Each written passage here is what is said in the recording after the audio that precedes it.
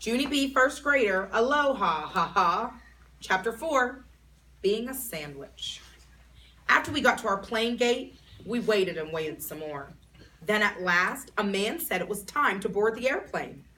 Board the airplane is the airport word for, what do you know? Another dumb bunny line. Only good news. This time, we were near the front. And so finally, we got to our seats. I get the window seat, I called real loud. Then I ran there speedy quick and I sat right down. There was a teensy little shade on the window. I pushed it up and pulled it down.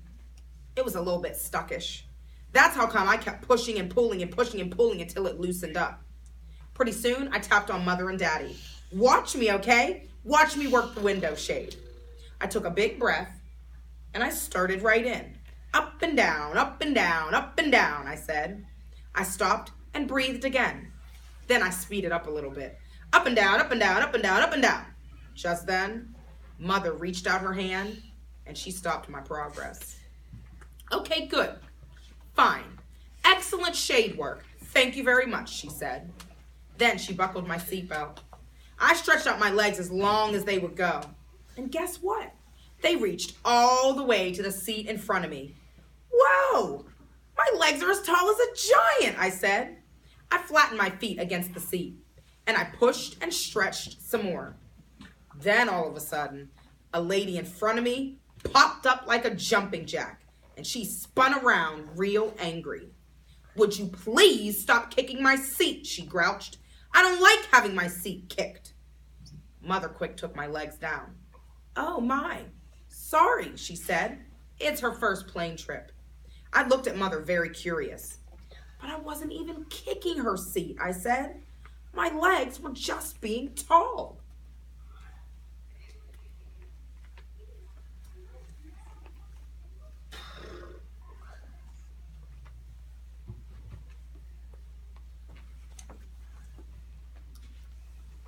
The lady made a sound and she turned around again. After that, I stayed real still and I didn't move my muscles. Only wait a second. Hold the phone. Because just then, I spotted the cutest thing I ever saw. And it's called, hey, there's a little tray on the back of the grouchy lady's seat. And it folded up real flat. I leaned up and opened it. And what will they think of next? I practiced folding it in and out. Watch me, Mother. Watch me, Daddy, I said. I stood up tall to demonstrate. In and out, and in and out, and in and out, and bam! The grouchy lady popped up again.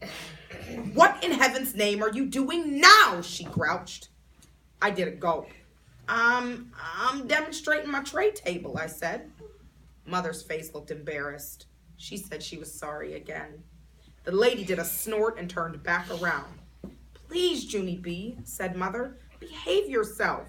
Do not touch that lady's seat one more time. I slumped way down on my seat. Then I reached into my backpack and I pulled out Philip Johnny Bob and I whispered in his softy ear, do not touch that seat right there or a grouchy lady will snap your trunk off, I said. Philip raised his eyebrows. I can't touch it, he asked, not even with my little pinky foot? I thought for a second. Well, okay, I guess. You can touch it with your little pinky foot. But that's all, I said. And so very careful, Philip reached out and he touched the lady's seat with his pinky foot. And she didn't feel a thing. Me and Philip laughed and laughed at that funny joke. And then pretty soon, he tapped on his chin. And he looked curious at me again. I wonder if there's a grouchy lady behind us too, he said. I shrugged my shoulders. I don't know, Phil. Why don't you take a peek? So Philip Johnny Bob turned around and he tried to peek through the seat crack, but he couldn't get a good look. And so finally I had to lift him up way high to the top of my seat and I let him stare back there for a while. Only bad news, it didn't actually work. On account of we forgot that Phil's eyes are buttons and buttons do not have good distance vision. He came back very glum. Phooey, he said.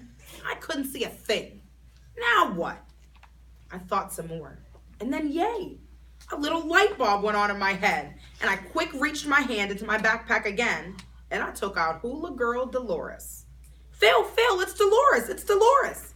Dolores is skinny enough to fit through that seat space. Plus, her eyes are not even buttons. Philip smiled.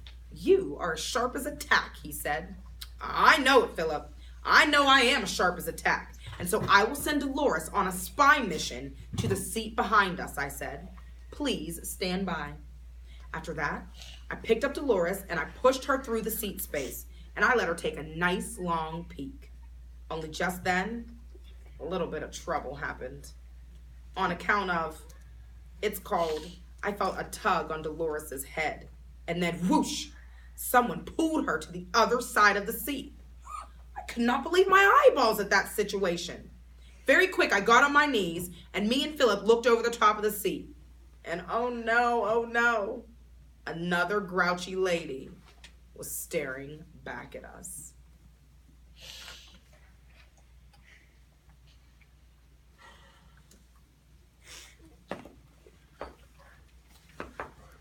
She was holding Dolores in her hand, and her face was not smiling. She did a frown at me.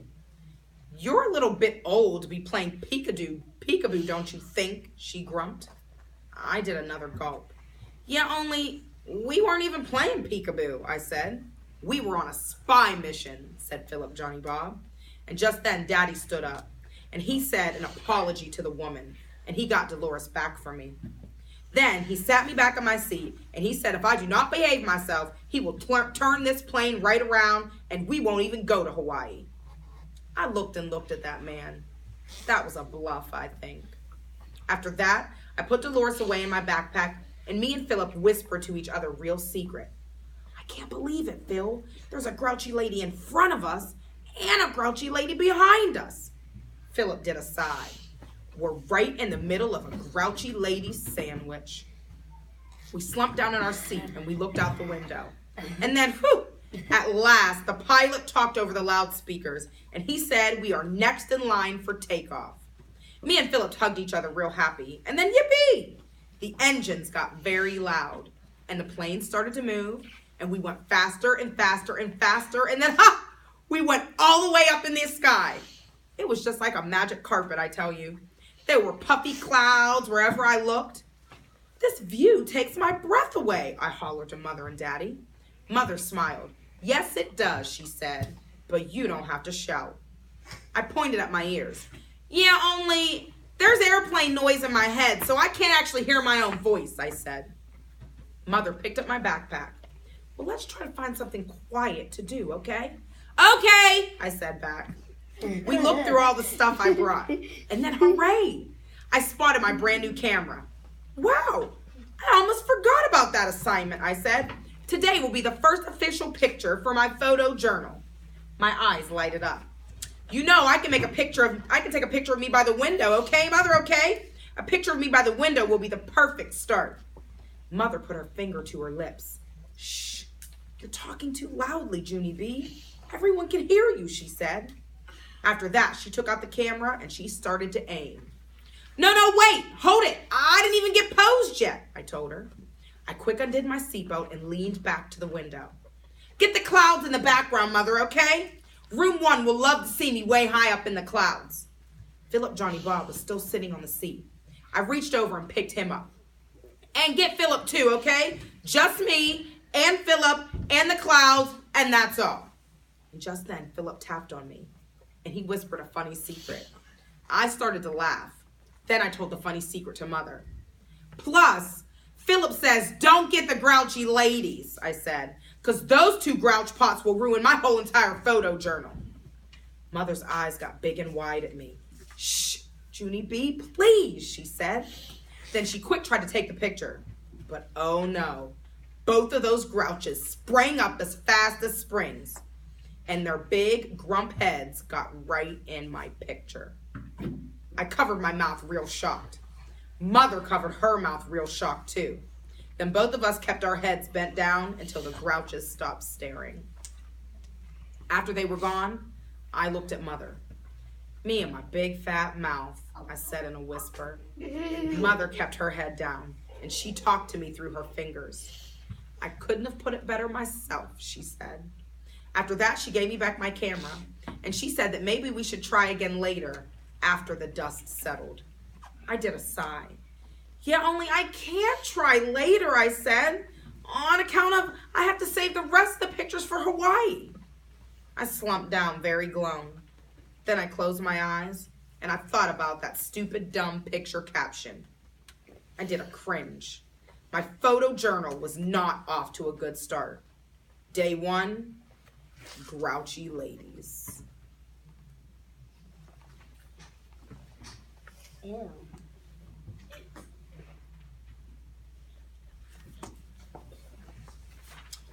Chapter 5 is called Tight Fit. But you got to wait till tomorrow.